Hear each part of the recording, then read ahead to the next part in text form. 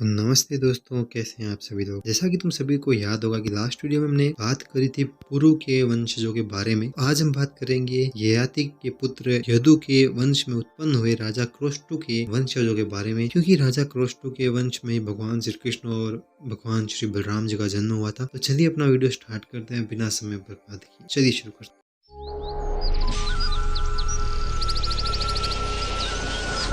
वैदिक फैक्ट्स में आपका स्वागत है।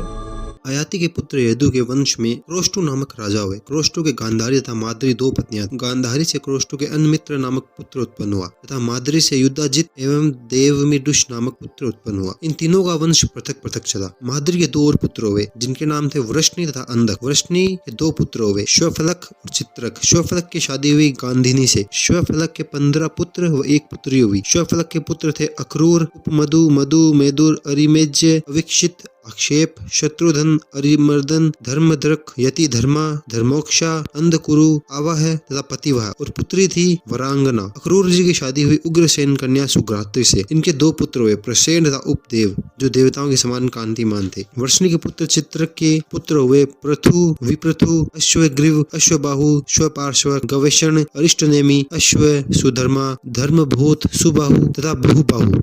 और दो पुत्रियां हुई, उनके नाम थे श्रविष्ठा और श्रवणा। क्रोष्टु के पुत्र देविमुडुष की शादी अशिवनी से हुई। इनके पुत्र हुए शूर। शूर की शादी हुई भुज्जा से। इनके 10 पुत्र हुए, महाबाहु, वसुदेव, देवभाग, देवश्रवा, अनादृष्टि, कन्वक, वत्सवान, ग्रंजम, श्याम, शमिक और गंडुष। 10 पुत्रों के अलावा शूर के 5 कन्याएं भी हुई। उनके नाम थे पृथुकृति, प्रथा, श्रुतदेवा, श्रुतशर्वा तथा राजदी देवी। इन पांचों के अत्यंत वीर पुत्र उत्पन्न हुए। वर्ष्णी के छोटे पुत्र अन्मित्र से शिणिका का जन्म हुआ। शिणी के पुत्र हुए सत्यक के सातकी नामक पुत्र उत्पन्न हुए, जिन्हें युयुधवान भी कहते थे। शूर के पुत्र देवभाग के पुत्र महाभाग उद्धव हुए। गंडुष के कोई पुत्र नहीं हुआ, इसलिए विश्वक्सेन ने अपने पुत्र गंडुष को दे दिए, जिनके नाम थे चारुदेशन, सुदेशन तथा सर्वलक्षण संपन्न पंचाल आदि। उनमें सबसे छोटे थे महाबाहु शोकमिणय, जो युद्ध से कभी पीछे नहीं हटते थे। शूर के पुत्र कण्वक के 2 पुत्र तंतिज्र और तंत्रिपाल हुए। गंजम के भी 2 पुत्र हुए, वीरु तथा अश्वहनु। श्याम के पुत्र शमिक थे। शमिक के पुत्र अजातशत्रु हुए। शूर पुत्र वसुदेव के 14 सुंदरी पत्नियां थी। उनके नाम थे पुरुवंशी रोहिणी, मदिरादि, वैशाखी, भद्रा, सुनामनी, सहदेवा, शांतिदेवा, श्रीदेवी, देवरक्षिता, वर्क देवी, उपदेवी तथा देवकी। ये 12 राजकुमारी तथा सुतनु और बडवा नाम की 2 दासियां भी उनकी पत्नी थी।